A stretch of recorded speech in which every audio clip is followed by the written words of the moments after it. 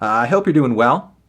Freeze the Frame Tano here, the internet's busiest music nerd, and it's time for a review, a classic review in fact, of the Joanna Newsom album, Yeast. This is the second full-length studio LP of singer, songwriter, multi-instrumentalist, but especially harpist, Miss Joanna Newsom. A California musician whose unique idiosyncratic sound would change the face of a lot of things. I will say though, before I kick off this review, I don't hear quite as much discussion of Joanna's music these days as, personally, I think I should. Maybe it's because the time period in which she blew up is kind of a bygone era at this point. Maybe it's because her winding, challenging, wondrous songwriting doesn't exactly fit into the narrow expectations of streaming platforms that covertly push songwriters to make vibey, folk, playlistable wallpaper bullshit. Or maybe it's because it's been so long since she has been really active and on her music grind. While this record here is nearly 20 years old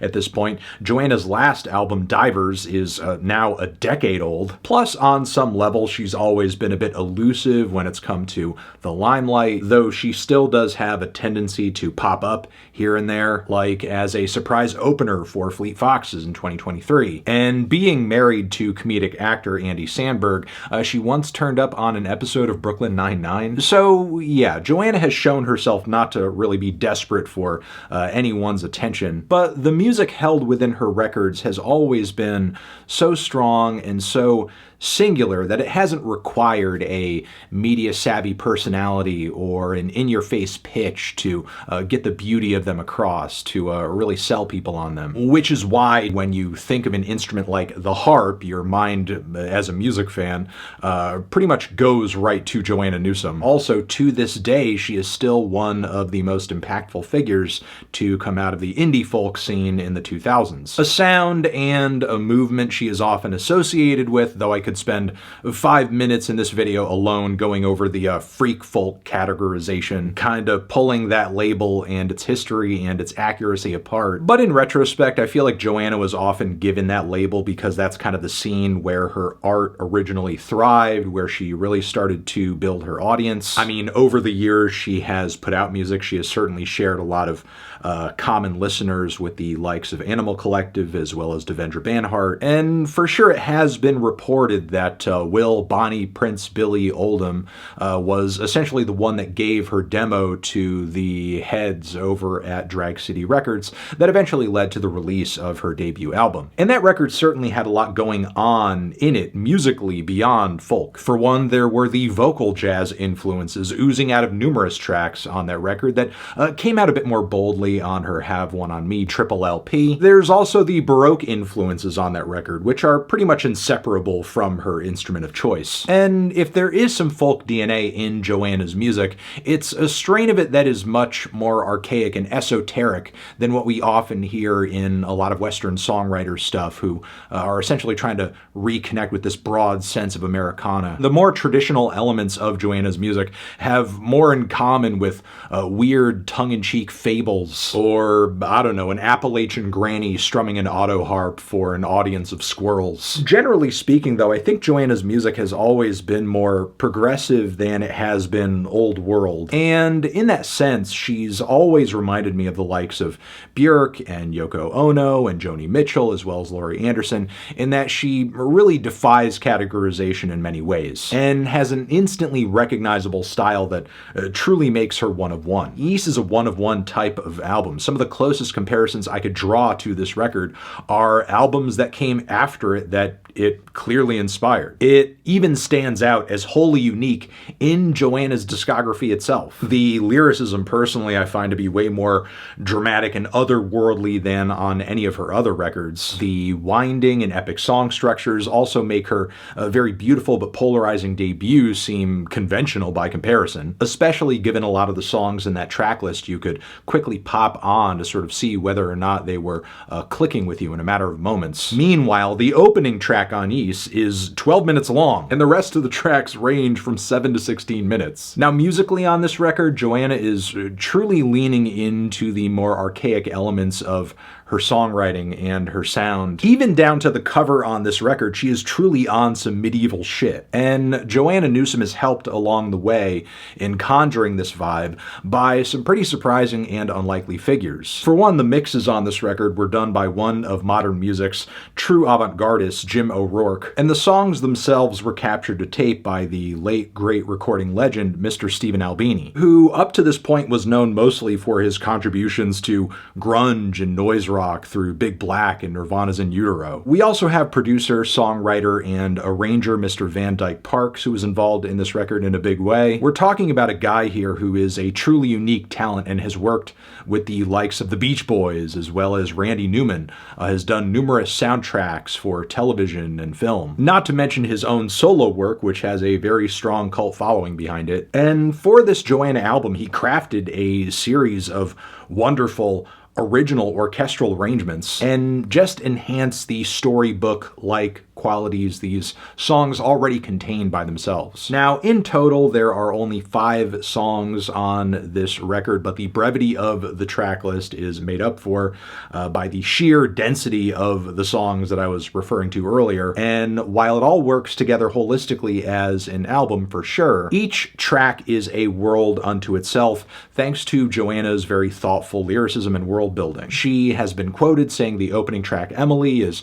quite biographical, essentially being about her sister, who it is named after. But given the framing of the song on the opening, you would think she was on about something that was much more imaginary and mystical. The meadowlark and the chimchuree and the sparrow set to the sky in a flying spree for the sport of the Pharaoh. Little while later, the Pharisees dragged a comb through the meadow. Do you remember what they called up to you and me in our window? Later, though, the writing gets much more straightforward and I would say beautifully meta in terms of this sisterly connection going on. And it speaks of this time when her sister was telling her about the stars and she made this promise to essentially write this down and work this into a verse so that she'd never forget this moment and what she learned. The track from there dives deeper into tragedy and metaphor before it ultimately comes full circle and sort of makes it all once again about the stars and the meteorites and the night sky. Joanna speaks of suffering through loneliness and difficult times, but seemingly sees it all as being a part of something greater than herself, almost as if it's all preordained in some way. And while the track is lengthy,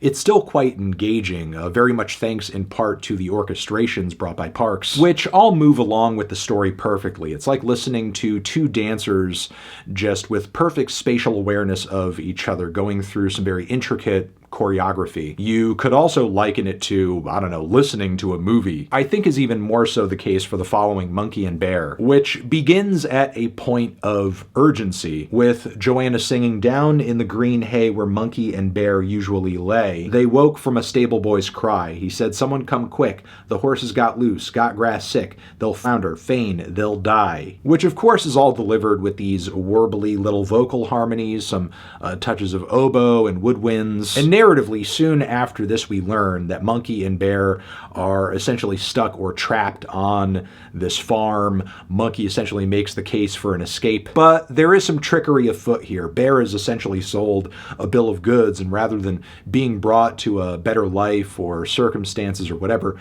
by Monkey, she is instead just exploited by him. And as deeply steeped as the song is in metaphor, the further it goes along, the more of a sense I get that the storytelling is quite personal for Joanna, especially as she exhibits more and more disdain for Bear's situation in the writing. Following this, Sawdust and Diamonds is the one track on the record that is just vocals and harp alone, but it's no less enthralling than any other track on the record. But I will admit I have made a bit of a mistake in this review, as up until this point, I haven't really gone that far into talking about Joanna's voice. I feel like this track is a great opportunity to do so. Now, Joanna's singing is quite unique and isn't necessarily going to be for everybody. It's been likened at times almost dismissively as that of, like, I don't know, a child or an old lady. And for sure it does have a unique timbre and a lot of very squeaky embellishments and quirks. Even on this album, where arguably she had by this point smoothed out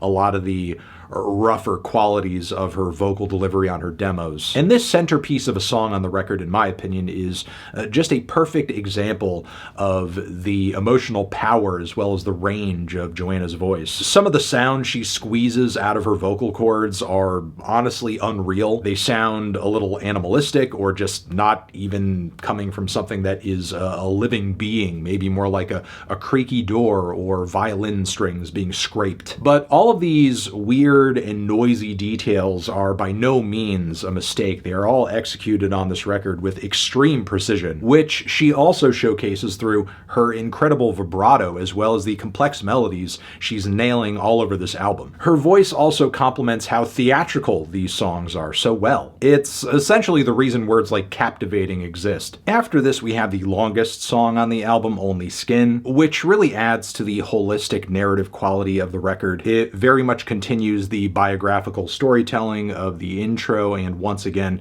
filters it through this fantastical lens. Of course, it's soundtracked by more flowery arrangements and stellar harp playing, and comes to a grandiose finish thanks in part to some really cool background vocal work from Bill Callahan. But believe me when I say the song really truly justifies its length. It's nothing short of spellbinding and showcases how well Joanna's music works as being listened to in different ways. As directly engaging with it is an amazing experience, but it's something you could also just get lost in the wonder of too. And then we move on to the closer, where in its opening moments the Björk influence really comes through. Between the vocal phrasing and the plucky harp notes, it really sounds like something that could have been on Vespertine several years earlier. And narratively, once again, things come full circle with the opening track, where Joanna is once again wrestling with sadness, with loneliness, with longing. Things come back to the river and the night, which in this instance I believe is likened to